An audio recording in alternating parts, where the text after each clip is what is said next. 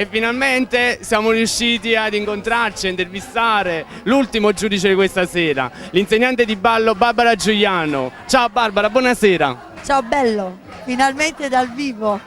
Cosa ti aspetti da questa serata?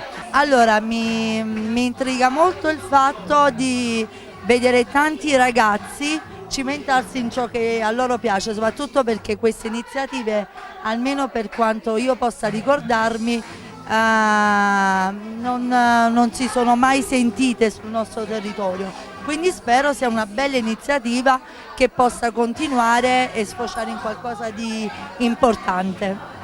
Diciamo nella vita tu cosa fai? Quindi sei insegnante di ballo, del B-Dream di Nola, un'importante scuola, molto apprezzata, una certa storia, una vita dedicata alla danza, immagino. Sì, anche perché la mattina insegno in una scuola elementare dove mi occupo soprattutto, diciamo, del lato artistico, perché i ragazzi comunque partecipano a spettacoli di fine anno, spettacoli di Natale, quindi nasco ballando e continuo la vita ballando, perché è il mio lavoro a tempo pieno.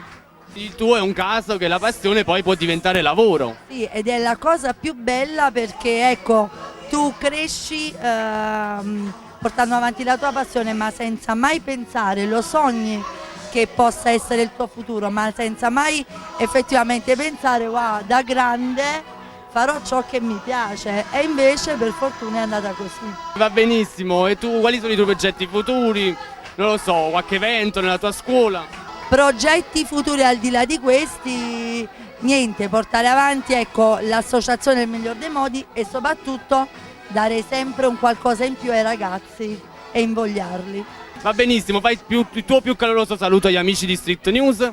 Ok, un salutone a tutti, un bacio, soprattutto in bocca al lupo ai ragazzi che stasera ci faranno compagnia. Ciao ciao! Grazie mille Barbara.